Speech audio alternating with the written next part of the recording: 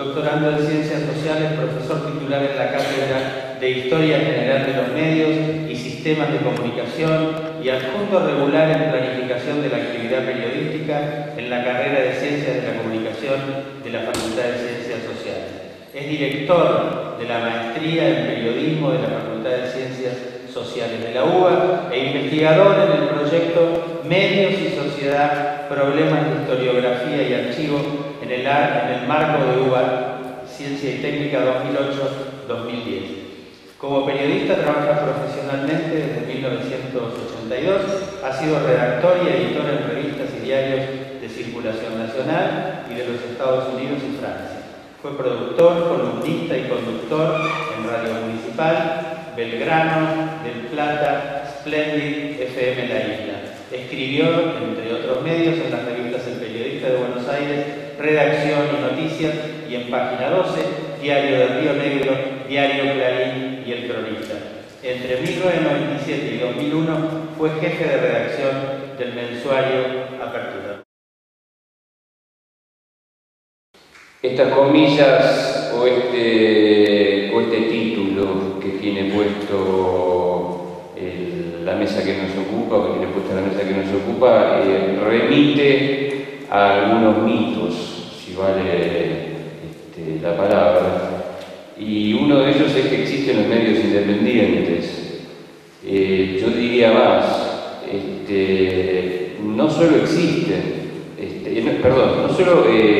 no existen, sino que además absolutamente todos los medios que existen dependen de alguien, que puede ser un gobierno, que puede ser una empresa, que puede ser un inversor, que es un accionista, que es una gran multinacional, que puede ser una empresa del sector financiero. De manera que hablar de periodismo independiente es bastante relativo. Hablar de periodismo profesional, y ahí voy a decir todo lo contrario, todo periodismo es en gran medida profesional, porque todo periodista trabaja por un ingreso que necesita. Lo puede pagar quien lo puede pagar. Lo pagará una organización política, lo pagará un gobierno, una organización armada, lo pagará efectivamente una empresa, cualquiera sea su carácter. De manera que me parece que tenemos algunas categorías con las cuales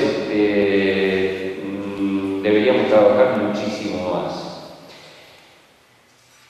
Creo sí que en este momento estamos pasando por una etapa,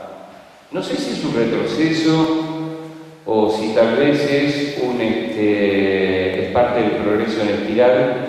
pero estamos pasando por una etapa, y gracias a Carlos Ulanowski,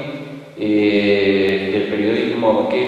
me hace recordar bastante al periodismo faccioso del siglo XIX. Te hago una pequeña corrección: Carlos, a pesar de que es otro de mis maestros, cuando funda La Nación, Bartolomé Mitre, lo que hace es convertir a La Nación Argentina, el diario faccioso, el diario con el que él defendía su presidencia, en La Nación, con el cual pretende comenzar una etapa de modernización. Allí también ya estaba la prensa. Eran diarios que militaban, o sea, facciosos en el muy buen sentido de la palabra. Eran diarios que estaban militando por una idea, por un valor, por un partido político, por una organización. Y me remite esto a principios del siglo siguiente, del siglo XX, donde empieza una etapa de modernización, donde la Argentina o el periodismo argentino empieza a alejarse del periodismo europeo, el periodismo más orientado a la educación que al dato, más orientado a la formación, o sea, el periodismo mucho más faccioso, hacia el periodismo norteamericano, que tenía la pretensión de ser un periodismo más objetivo, un periodismo podríamos decir casi no militante. Estamos entonces en un momento en el cual el periodismo es claramente faccioso, y no es faccioso, dicho esto negativamente, sino que ha vuelto al siglo XIX, donde la militancia se ejerce, no solo en los medios opositores, sino también se ejerce en los medios del propio gobierno. Para ejemplificar ambos casos, yo diría un periodista censurado muy duramente en Página 12, un periodista echado por opinar en favor de una película en el diario La Nación, es decir, un diario favorable al gobierno donde se ejerce la censura, un diario opositor, fuertemente opositor, donde se ejerce también la censura. Creo que hay una situación de periodismo, si lo queremos llamar militante, lo podemos llamar militante, pero yo creo que es un periodismo faccioso, es un periodismo que de alguna manera ha retrocedido a la premodernidad del periodismo argentino y sobre el cual nosotros deberíamos reflexionar y deberíamos trabajar. Por otra parte, quiero deslindar dos categorías que creo que Pepe en algún momento las deslindó, pero me parece enfatizar esto, y es que hablamos de periodismo, pero hay periodistas y hay periódicos. Tal vez en algún momento el propio Perón intervino inteligentemente entre diarios y trabajadores de prensa, generándose así un conflicto bastante fuerte, pero una cosa son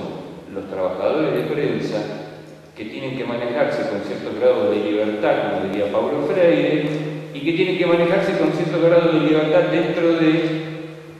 un periodismo sumamente faccioso, repito, faccioso, tanto para medios opositores como para medios oficiales. Es decir, estamos en un momento en el cual los periodistas, como tales, tienen cada vez menos grados de libertad. Yo citaba a Paulo Freire porque él hablaba de los grados de libertad del maestro en el aula, y cito a los periodistas por el grado de libertad en un medio de prensa. Creo que cada vez son menores los grados de libertad y cada vez son mayores los compromisos de los medios hegemónicos y no hegemónicos. Esa tensión entre los distintos grados de libertad que nosotros podemos observar en unos y otros medios y entre los periodistas y los medios son lo que hoy nos lleva a reflexionar sobre debe o no debe haber un periodismo militante. No nos olvidemos que si estamos hablando en estos últimos meses, este año y pico, de periodismo militante y periodismo profesional, es porque el actual presidente Telam Martín García introdujo, a mi juicio, infelizmente, pero lo introdujo, el término periodismo militante, confundiendo el periodismo militante o aquella faceta del periodismo militante de la que hablaba recién Pepe Llacer con el uso de un medio paramilitar. Creo que ha habido una confusión una confusión bastante grande en ese concepto